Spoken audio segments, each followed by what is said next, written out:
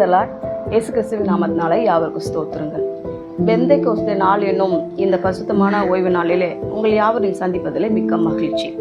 பெந்தேகோஸ்தே நாள் பழைய ஏற்பாட்டிலும் புதிய ஏற்பாட்டிலும் எப்படியெல்லாம் கொண்டாடினார்கள் என்பதை குறித்து தான் பார்க்க போகிறோம்.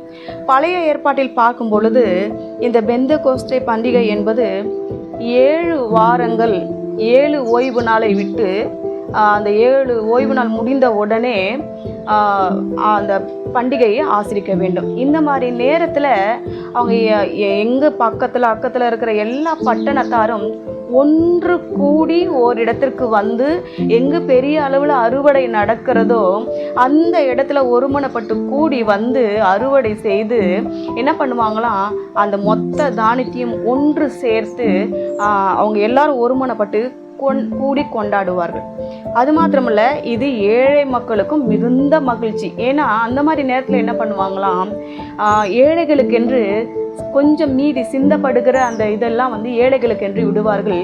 அவர்களும் என்ன பண்ணுவாங்களாம், அந்த நேரத்தில் போய் கூடி வந்த எல்லா ஜனங்களோடும் இவர்களும் தனக்கு தானியங்களை எடுத்துக்கொண்டு அவர்களோடு கொண்டாடுவார்கள். அதுக்கு நிறைய பேரெல்லாம் அந்த இடத்துல வைப்பது உண்டு. இந்த 7 வாரம் என்பது 49 நாள்களை குறிக்கிறது. இந்த 7 ஓய்வு நாள், இந்த 49 நாள் முடித்து அடுத்த நாள் 50வது நாள், 50 என்பது தான் பெந்தேகோஸ்து. எபிரேயத்தில் கிரேக்கிலேயோ பெந்து என்றால் 50 என்று அர்த்தம். இந்த 50வது நாளை தான் பெந்தேகோஸ்தே நாள் அல்லது பண்டிகை என்று எல்லாரும் கொண்டாடினார்கள். பழைய ஏற்பாட்டில் அதுக்கு நிறைய வச்சிருக்காங்க. இந்த 7 வாரமும் என்ன பண்ணுவாங்களாம், கூடிக்கொண்டு பயங்கரமாக கொண்டாடுவாங்களாம். வாரங்களின் பண்டிகை என்று கூட அதை சொல்லப்பட்டது. அடுத்தது பார்த்தீங்கன்னா அறுப்பின் கால பண்டிகை. எல்லாரும் அறுவடை செய்யும்போது என்ன பண்ணுவாங்க, எல்லா ஜனங்களும் கூடி வந்து நீங்கள் எப்படி இருக்கிறீங்க, நீங்கள் எப்படி இருக்கிறீங்க, உங்கள் வேலை எவ்வளோ வளைஞ்சது, இப்படி எல்லாம் பேசி கொண்டாடி சந்தோஷப்பட்டு ஒருமனப்பட்டு ஒரு இடத்துல கூடி வந்து அவ்வளோ சந்தோஷமாக இருப்பாங்க. அடுத்ததில் பார்க்கும்போது முதல் கனிகளை செலுத்தும் பண்டிகை. அவங்க எல்லாருமே அந்த அறுவடை பண்ணுவாங்க, மொத்த பேரும் சேர்ந்துக்கிட்டு அறுவடை பண்ணுவாங்க. அறுவடை பண்ணி என்னுடைய இதில் இது வந்துச்சு அப்படின்னு சொல்லி என்ன பண்ணுவாங்களா, அதில் முதன்மையானதை எடுத்து தேவனுக்கு அந்த பண்டிகையில் செலுத்துவாங்க. அதுதான் அவங்க எல்லாருமா சேர்ந்து சமைச்சு சாப்பிட்டு சந்தோஷமாக இருப்பாங்க. அடுத்தது பார்த்தீங்கன்னா சேர்ப்பு கால பண்டிகை. சேர்ப்பு கால பண்டிகைனா எல்லாரும் ஒன்றா வந்து அறுவடை பண்ணுறாங்க. ஆண்டவருக்கு படைத்தது போக ஏழைகளுக்கு மீந்தது போக மீதியை எடுத்து அடுத்த முறை செய்கிற வரைக்கும் என்ன பண்ணுவாங்களாம், அதை சேர்த்து வைப்பார்கள். இப்படி சேர்த்து வைக்கும் பொழுது பஞ்ச காலங்கள் வரும் பொழுது அதை அவர்கள் பயன்படுத்த முடியும். அவர்கள் விற்கவோ இல்லை மறுபடியும் அது விதைக்கவோ அவர்களுக்கு அது போதுமானதாக இருக்கும். இந்த நேரத்தில் அவங்க என்ன பண்ணுவாங்களாம், புதிய போஜன பலியாக ஒரு ஆண்டவருக்காக செலுத்துவாங்களாம். புதிய போஜன பலி என்று ஆண்டவர் சொல்லப்படுகிறது. லேவியராகமம் யாத்திராகமங்களெல்லாம் நீங்கள் படித்து பார்க்கும் பொழுது இது தெளிவாய் சொல்லப்பட்டிருக்கிறது. இப்படிதான் அந்த நாட்கள்ல என்ன பண்ணாங்க, எல்லாருமாக கொண்டாடினார்கள். இந்த 50 நாள் பெந்தேகோஸ்தே பண்டிகை முடிந்த உடனே அறுப்பு காலம் ஆரம்பமாகும்.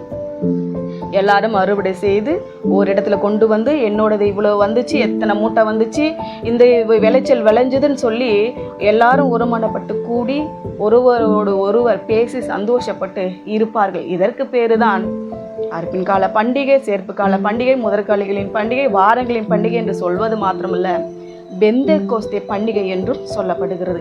யூத மார்க்கம் அந்த மாதிரி நேரத்தில் தான் பிறந்தது என்றும் வேத பண்டிதர்கள் சொல்லுகிறார்கள். சரி, புதிய ஏற்பாட்டில் என்ன நடந்தது உங்கள் எல்லாருக்கும் தெரியும். அப்படியே வித்தியாசமானது. புதிய ஏற்பாட்டில் அப்போஸ்தலர் 2ஆம் அதிகாரத்தில் நீங்கள் பார்க்கும் பொழுது அந்த 2:1 வாசிக்கிறோம் பாருங்க. பெந்தேகோஸ்தே என்னும் நாள் வந்தபோது அவர்கள் எல்லாரும் ஒருமனப்பட்டு ஓரிடத்திலே கூடி வந்தார்கள். இதை நீங்கள் பார்க்கும்போது உங்களுக்கு நன்றாகவே புரியும். எல்லாரும் என்ன பண்ணுறாங்க, ஒருமனப்பட்டு ஓரிடத்துல கூடி வராங்க. பழைய ஏற்பாட்டில் காலத்தில் அதுதானே நடந்தது. ஆனால் இங்கே கூடி வந்திருக்கும் போது எல்லாரும் என்ன பண்ணுறாங்க, வித்தியாசமாக நடக்கிறது. மேல் வீட்டு அறையில் பெந்தேகோஸ்தே பண்டிகையை கொண்டாடுகிறார்கள். இது ஒரு பண்டிகை என்பதனால ஊர் பக்கம் இருக்கிற மொத்த ஜனங்களும் வருகிறார்கள். இவர்கள் மேலே அபிஷேகம் ஊற்றப்பட்டதுனால, அக்னிமயமான நாவுகள் இறங்கினதுனால, பலத்த காற்று போன்ற காரியங்கள் நடந்ததுனால பண்டிகைக்கு வந்த எல்லாரும் ஆச்சரியப்படுகிறார்கள். அந்த நேரத்தில் சந்தேகப்படுறாங்க, இது எப்படி முடியும், இது எப்படி நடக்கும்னு சொல்லிட்டு சந்தேகப்படுறாங்க. அதுக்கு பேதுரு எழுந்து நின்று ஒரு காரியத்தை சொல்றாரு. யோவேல் தீர்க்கதரிசினால, யோவேல் எங்க இருக்கு? பழைய ஏற்பாட்டில். யோவேல் தீர்க்கதரிசினால சொல்லப்பட்டது நிறைவேறும்படி இதெல்லாம் நடக்குது. ஏன்னா யோவேல் தீர்க்கதரிசியில் என்ன சொல்லியிருக்கிறார்? கடைசி நாட்களில் மாம்சமான யாவர் மேலே என் ஆவியை ஊற்றுவேன் என்று சொல்லியிருக்கிறார். அப்படிப்பட்டதான காரியங்கள் தான் நடக்கிறது. நீங்க பயப்பட வேண்டாம், நீங்க சந்தேகப்பட வேண்டாம். அவங்க குடிக்கவும் இல்லை, வெறிக்கொள்ளவும் இல்லை. அவங்க எல்லாரும் ஆவியினால் அபிஷேகத்தினால நிரப்பப்பட்டவங்க, ஆவியானவர் இறங்கி இருக்கிறார் என்று சொல்லி பழைய ஏற்பாடு காலத்துல நிறைய அறுப்பின் பண்டிகைகளே அறுத்து அறுவடை செய்து சேர்த்தார்கள்.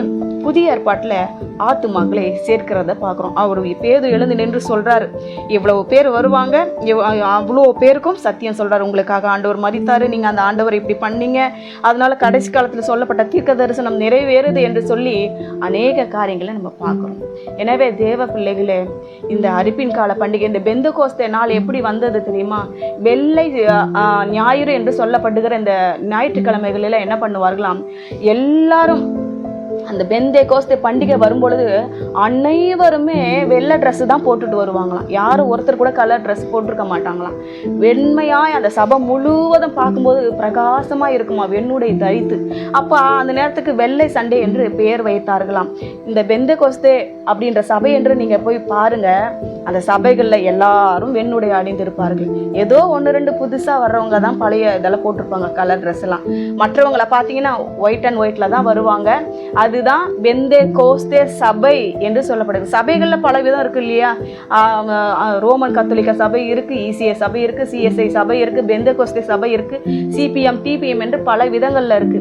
பெந்தேகோஸ்தே என்று சொல்லப்படுகிற சபையில நம்ம பார்க்கும் பொழுது வெண்ணுடை தரித்திருப்பார்கள்.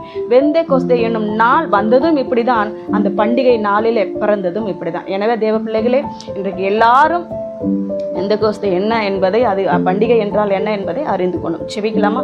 நல்ல தகப்பனே, இந்த வேலைக்காக நன்றி செலுத்துகிறோம். இந்த நாளை என் தேவனாகிய கர்த்தர் ஆசீர்வதித்து தருவீராக.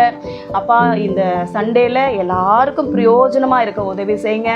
அது மாத்திரமல்ல, எல்லாரும் ஒருமனப்பட்டு தேவ ஆலயத்துக்கு கூடி வந்து தேவனை ஆராதிக்க, அபிஷேகத்துல நிரம்ப, அந்நிய பாஷையில பேச, சுவிசேஷம் சொல்ல, ஆத்துமாக்களை சம்பாதிக்க உதவி செய்யும்.